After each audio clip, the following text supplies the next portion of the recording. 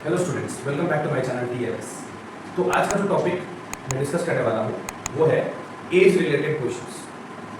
मैंने देखा है बहुत बार कि बच्चे जो है एज रिलेटेड क्वेश्चन जो होता है, ठीक है, उसमें बहुत अटकते हैं। मतलब उनको वो कंसेप्ट समझ में नहीं आता है कि कैसे उस क्वेश्चन को सॉल्व किया जाए। वो क्वेश्चन पढ़ते रह जाते हैं लेकिन उनको समझ नहीं आता है कि उसको सॉल्व किस तरह से करना है। ठीक है, तो मैं बताना चाहता हूँ कि एज रिलेटेड जो क्वेश्चन होता है ना, उसके पीछे एक छोटा सा ट्रिक है।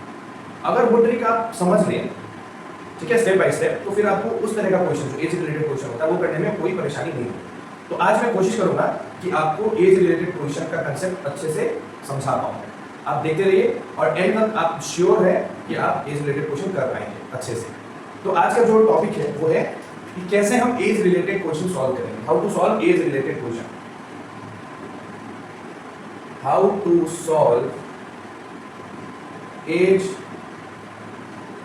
Related questions, right. ये है आज का टॉपिक जिसपे हम आज समझेंगे कि कैसे सॉल्व कर सकते हैं। ठीक है, ये है क्वेश्चन आपका, ठीक है, ये है एज रिलेटेड एक क्वेश्चन जिसको सॉल्व करके आज मैं कोशिश करूंगा कि आपको इसका कंसेप्ट क्लियर हो जाए कि कैसे एज रिलेटेड क्वेश्चन सॉल्व किया जाता है, राइट। तो अब देखिए, सबसे पहले ऐसे टाइप का क्वेश्चन में सबसे पहले हम लोगों को क्या करना है, हम लोगों को क्वेश्चन पढ़ना है। क्वेश्चन बोल रहा है कि 5 years ago।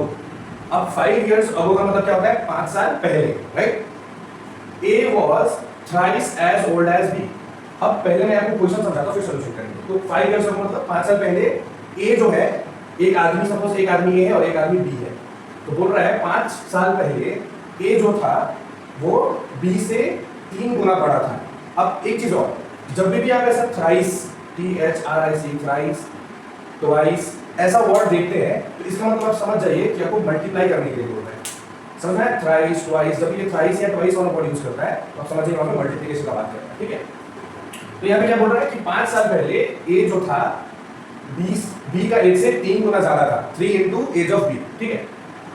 ये हो गया फर्स्ट पार्ट। अब सेकंड पार्ट में क्या बोल रहा है, अब नेक्स्ट, अब 10 साल लेटर, 10 years लेटर का मतलब होता है, लेटर का मतलब होता है 10 साल बाद, ठीक है। तो 10 साल बाद ए जो है वो B का एज से ट्वाइस होना चाहिए, मतलब B का जितना भी एज होगा उससे 2 गुना ज्यादा होना चाहिए A का एज, ठीक है। ये क्वेश्चन है, आपको दोनों का प्रेजेंट एज निकालना है, मतलब आज के डेट में दोनों का एज कितना वो निकालना है। देखिए, तो ऐसा टाइप का जब भी क्वेश्चन आए, ठीक है, तो सबसे पहले आप क्वेश्चन पढ़ने के बाद देखिए कि किसके एज को किसके एज से कंपेयर किया जा रहा है, ठीक है।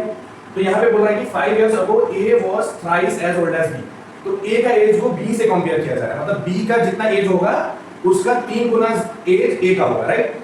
तो पहले ये समझने के बाद आप सबसे पहले क्या करेंगे, सबसे पहले आपको ये करना है कि आप इन दोनों में से किसी एक का एज को x लेंगे और किसी एक का एज को y लेंगे। तो किसको x लेंगे, किसको y लेंगे, ये क्वेश्चन है। तो जिसका एज से कंपेयर किया जा रहा है उसको आप x लेंगे। तो यहाँ पे b का एज को a से कंपेयर किया जा रहा है, राइट। तो हम सबसे पहले क्या करेंगे, हम लेंगे let the present age of B is X years, ठीक है। तो अगर प्रेजेंट एज ऑफ B को अगर X मान लिए तो A का प्रेजेंट एज को क्या मानेंगे, Y मानेंगे। तो therefore the present age of A is Y years। Clear हुआ? सबसे पहला काम आपको ये करना है कि क्वेश्चन पढ़ के आपको ये समझना है कि किसका एज से किसका एज को कंपेयर किया जा रहा है। तो क्वेश्चन में बोला है कि A was thrice as old as B, तो मतलब B का जितना भी एज होगा उसका 3 टाइम्स, थ्राइस मतलब 3 टाइम्स A का एज होगा। तो B का X लेंगे और A का एज को Y लेंगे। इतना आपको समझ में आया? क्लियर है? अब हम लोग आते हैं second part of the question. Now एक काम करिए, अब ये उठाने के बाद अब आप देखिए कि क्वेश्चन में 2 पार्ट है, एक है 5 years ago वाला और एक है 10 years later वाला, राइट। तो प्रेजेंट एज निकाल लेने के बाद या प्रेजेंट एज अज्यूम कर लेने के बाद आप क्या करेंगे, ये दोनों ईयर्स में अगर इसको इसके हिसाब से इन लोगों का एज कितना होगा वो लिखिए और फिर इसके हिसाब से इन लोगों का एज कितना होगा वो लिखिए, पहले लिखिए, ठीक है। तो सबसे हम लोग पहले आते हैं 5 years ago, तो आप लिखेंगे एग्जैक्ट 5 years ago। तो अगर हम 5 years ago में जाते हैं, ठीक है, तो प्रेजेंट एज अगर B का X है और प्रेजेंट एज A का अगर Y आज के डेट में, तो 5 साल पहले कितना होगा, तो A का एज हो जाएगा, अब ये है X, तो 5 साल पहले मतलब 5 साल घटाना है, तो X - 5 हो जाएगा, ए का एज और बी का एज हो जाएगा, सॉरी बी का एज होगा x माइनस 5 और ए का एज हो जाएगा आपका y माइनस 5 ईयर्स। समझ में आया कि नहीं आया? कोई कंफ्यूजन है तो बताइए। नहीं ना? सबसे पहले हम लोगों ने क्या किया, प्रेजेंट एज को x और y पकड़ा, b का प्रेजेंट एज को x और a का प्रेजेंट एज को y, कंपैरिजन के हिसाब से। उसके बाद हम लोगों ने देखा यहाँ पे दो कंपैरिजन है, 2 ईयर का कंपैरिजन, एक 5 साल पहले का और एक 10 साल बाद का। तो सबसे पहले हम लोगों ने 5 इयर्स अगो लिया और 5 इयर्स अगो का इन दोनों के हिसाब से, प्रेजेंट एज के हिसाब से अगर 5 साल पहले गए तो उसका एज कितना हो जाएगा, राइट? अब जो सेकंड वाला पार्ट है उसमें आ जाइए। सेकंड वाला पार्ट क्या है, 10 इयर्स लेटर वाला, 10 इयर्स लेटर वाला, ठीक है? तो 10 इयर्स लेटर मतलब 10 साल बाद। तो 10 साल बाद अगर दोनों का एज देखें तो बी का एज कितना होगा 10 साल बाद। अब इसको भूल जाइए, ये केस था, ये हो गया, अब इसको थोड़ा देर के लिए भूल जाइए।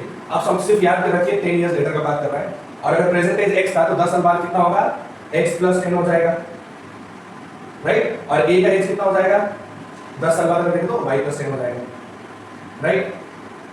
समझ रहे हैं? तो ये दो चीज को सबसे पहले आपको इसके हिसाब से, प्रेजेंट एज के हिसाब से ये दोनों आप निकाल लीजिए। ये निकाल लेने के बाद अब फाइनली आप ये वाला पार्ट में आएंगे जहां पे आपको बोला होगा कि a was thrice as old as b 5 years ago and 10 years later he shall be twice as old as b।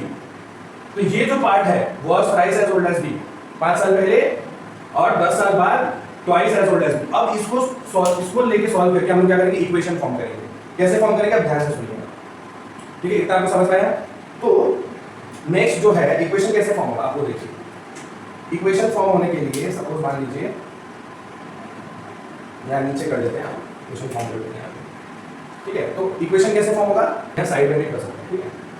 तो इक्वेशन फॉर्म करते हैं। तो सबसे पहले इसका इक्वेशन फॉर्म करते हैं। तो इसका इक्वेशन जो फॉर्म होगा और इसका इक्वेशन जो फॉर्म होगा वो दोनों को एक साथ सॉल्व जब करेंगे तब आपका आंसर आएगा। तो 5 साल पहले वाला क्या बोला था, a was thrice as old as b।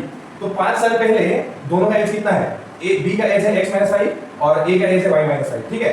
तो 5 साल पहले a was thrice as old as b। तो 5 साल पहले a का एज कितना था, a का एज कितना था 5 साल पहले, y - 5, और ये y - 5 जो a का एज है वो कितना था 3 times as old as b। मतलब इट शुड वो इक्वल टू होगा 3 टाइम्स, मतलब 3 इनटू किसका एज, b का एज, मतलब x - 5। समझ में आया? क्लियर हुआ?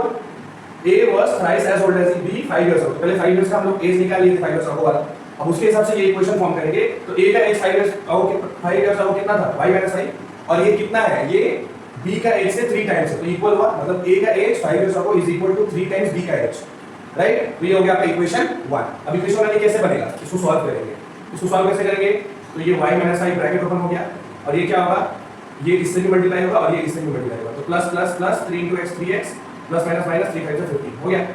अब क्या करेंगे, ये y यहीं पे रहेगा, 3x जब इक्वल टू इधर आएगा तो -3x हो जाएगा और प्लस 5 -5 इस तरफ आएगा और ये -15 ऑलरेडी इधर था, ये -5 इधर आएगा तो हो जाएगा +5। तो कितना आएगा, y - 3x = -10। ये आएगा आपका इक्वेशन 1। समझ में आया? क्लियर हुआ? तो ये है 5 इयर्स अगो का अभी इक्वेशन फॉर्म हो चुका है जो कि इक्वेशन 1 है, ठीक है? अब 10 इयर्स लेटर वाला का इक्वेशन फॉर्म होगा, ठीक है? 10 इयर्स लेटर वाला का इक्वेशन क्या होगा देखिए, सेम उसी तरह से जैसे ये बनाया वो 10 इयर्स ऑफ लेटर वाला देखिए। तो 10 साल बाद दोनों का एज ये है, तो 10 साल बाद क्या बोला है, a जो है b का एज से ट्वाइस होगा बोल रहा है। तो a का एज कितना है 10 इयर्स लेटर, a का age is how much, y + 10, ये a का एज है और a का एज कितना है, a का age is twice as old as b, तो 2 गुना b का एज, तो b का एज कितना था x + 10। समझ आया आपको? a का age is equal to, a का एज 10 साल बाद कितना है, इतना है, तो that is equal to twice of b's age, twice और एज ओल्ड एज b लिखा है ना, तो 2 times as old as b 10 years later x + 10, तो 2 गुना x का एज, a का b का एज से 2 गुना ज्यादा है a का एज।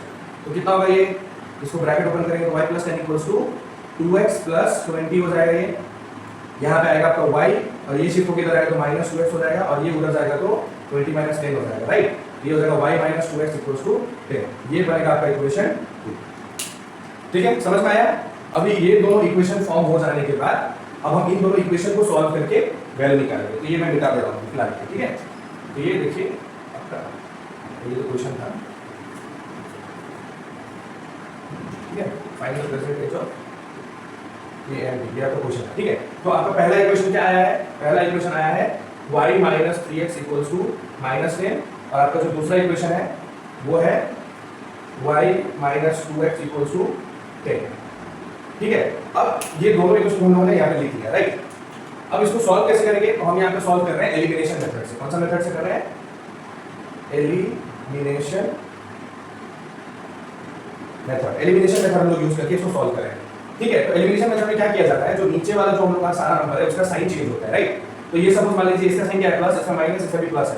तो एलिमिनेशन मेथड में जो साइन होता है वो ऑपोजिट हो जाता है, ये चेंज होकर माइनस हो जाएगा, इसका साइन चेंज होकर प्लस हो जाएगा और इसका साइन चेंज होकर माइनस हो जाएगा, राइट। तो अब देखिए, अब एक बार साइन चेंज हो गया ना, तो इसके लिए हम ये साइन को देखना है, ये नहीं देखना चेंज होने के बाद। तो ये प्लस में है और ये माइनस में है, तो ये दोनों एक दूसरे को कैंसिल कर देगा ना, plus y and minus y cancel करेगा, एक दूसरे को कैंसिल हो गया, राइट। अब ये माइनस में है और ये प्लस में, तो माइनस प्लस माइनस होता है, तो 3x माइनस 2x कितना होगा, x, लेकिन 3x बड़ा है ना 2x से, तो उसका साइन आएगा, तो माइनस x आएगा, और इक्वल टू माइनस में ये भी माइनस है, तो माइनस माइनस क्या होगा, प्लस, तो 10 प्लस 10 इज हाउ मच, 20, लेकिन दोनों नेगेटिव में, ये माइनस में रहेगा। ठीक है, तो ये नेगेटिव साइन कैंसिल हो जाएगा, तो x इक्वल्स टू 20। तो x का वैल्यू कितना आया, 20 आया। गुड। अब ये जो x का वैल्यू आया, इस x का वैल्यू को या तो इक्वेशन 1 या तो इक्वेशन 2 किसी में भी इसको इसका वैल्यू पुट करेंगे हम लोग, ताकि y का वैल्यू निकल जाए, राइट। तो देखिए, पुटिंग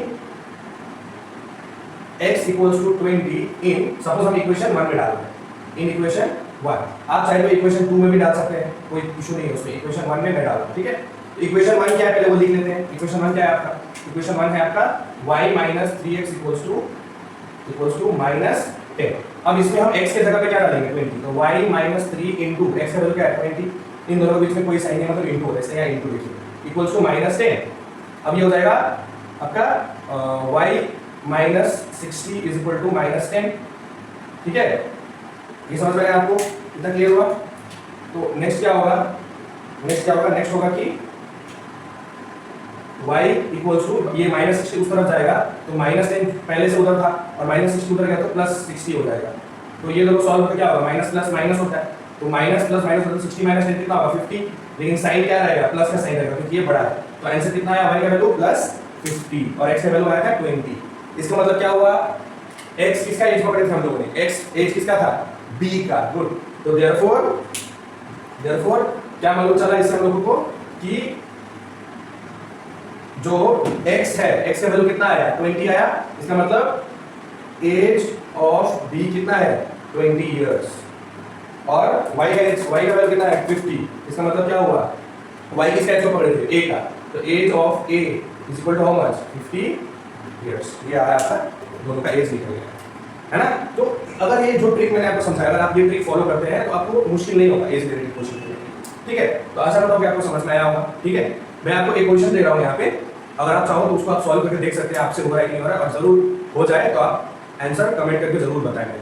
ठीक है, और अगर आपको और डाउट लग रहा है किसी टॉपिक में, आप बेझिझक मुझे बता सकते हैं कमेंट में, मैं उस पर वीडियो बना के आप लोगों की अपलोड कर सकता हूँ। Thank you. तो ये आपका नेक्स्ट क्वेश्चन जो आप मुझसे प्रैक्टिस कर सकते हैं, और आपको मेरा समझाया हुआ क्वेश्चन समझ में आया तो ये आपसे इजीली हो जाएगा और आपको कंसेप्ट भी क्लियर हो जाएगा। सो डू इट नाउ, अभी याद करें इसको। ठीक है, तो आपको श्योर समझ में आएगा। ठीक है, मैं तो सॉल्व करके दे रहा हूँ आपको। ठीक है, मैं यहाँ पे सॉल्व कर दे रहा हूँ अभी इक्वेशन पर, सॉल्व आपको करना है। ठीक है, बट आप पहले मत देखिए, आप खुद से ट्राई करिए, अगर ना हो तो आप सोल्यूशन देखिएगा, जो मैं भी करके आपको।